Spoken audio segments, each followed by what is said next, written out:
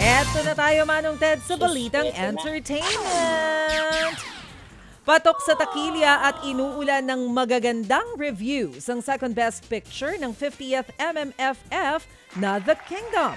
Pinuri ng Filipinas Today ang performance ni Bossing Vic Soto. Nararapat lang daw ang pagkilala sa kanya. Hiling naman ng ilan, sana raw magka-sequel pa ang The Kingdom dahil sa pagtatapos nito.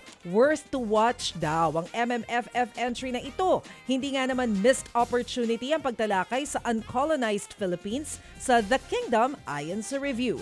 Pati nga kay MVP Group Chairman Manny V. Pangilinan, pasado ang The Kingdom. Tinawag niya pang excellent ang pagkakasulat nito. Ipinapalabas pa rin ang The Kingdom sa mga sinihan nationwide. Oo, ang sequel niyan, anong title kaya?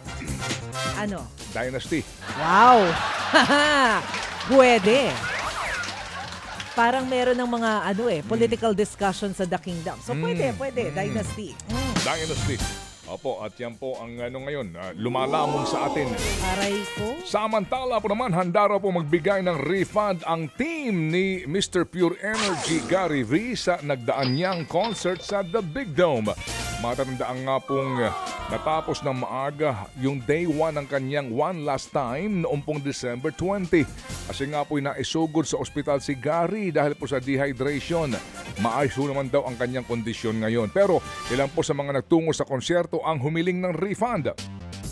Sa post ng kanya pong production team, maaari pong mag-send ng email sa tickets@garyv.com ang mga gusto po ng partial refund.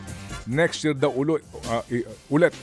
next year daw ipoproseso ang sinasabi daw pong pagbibigay ho ng refund sa mga gusto hong mag-refund ng ticket.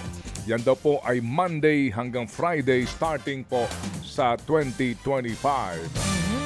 Ibang Squid Game ang na-share sa Instagram ng isa sa mga bida nitong si Park Sung-hoon. Isang Japanese adult parody kasi ng serye ang in-story niya. Na-screenshot yan ng netizens kaya siya binatikos ng malala. Sa pahayag naman ng management ng aktor, nagkamali lang daw si Sung-hoon sa na-share. Nagsorry rin siya at sinigurong hindi na raw mauulit ang ganitong pangyayari. Kabilang si Sung-hoon sa mga pinupuri ngayon sa Squid Game Season 2 dahil sa role niya bilang isang transgender. Showing na yan ngayon sa Netflix.